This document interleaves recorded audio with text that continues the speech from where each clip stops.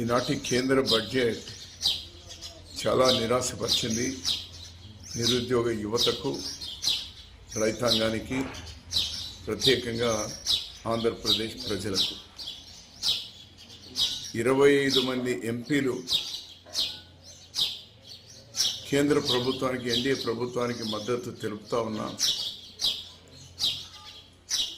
ఆంధ్రప్రదేశ్కు గత దశాబ్దంగా చట్టపరంగా హక్కుగా సంక్రమించవలసినటువంటి ప్రత్యేక హోదా, మిగిలిన విభజన హామీలన్నిటి కూడా కలిసి నిధుల కేటాయింపు కానీ వాటి ప్రస్తావన లేకపోవడం ఈ ఆంధ్రప్రదేశ్ ప్రజలకు తీరని ద్రోహం మరోసారి చేసింది కేంద్ర ప్రభుత్వం.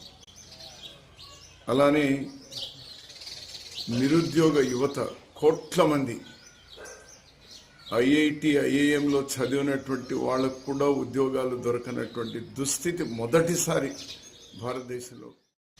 నిలువన మునిగిపోయిన రైతాంగం కనీస మద్దతు ధర పెంచమని, దాన్ని చట్టబద్ధం చేయమని అడిగితే ఊసేలేదు.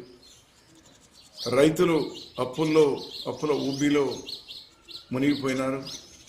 వారికి అప్పు మాఫీ చేయమని ప్రజలు ఆశించినారు. అది కూడా ప్రస్తావనే లేదు. మొత్తానికి కేంద్ర బడ్జెట్ ఆంధ్రప్రదేశ్ ప్రజలకు, రైతాంగానికి, నిరుద్యోగానికి తీవ్రమైనటువంటి నిరాశకు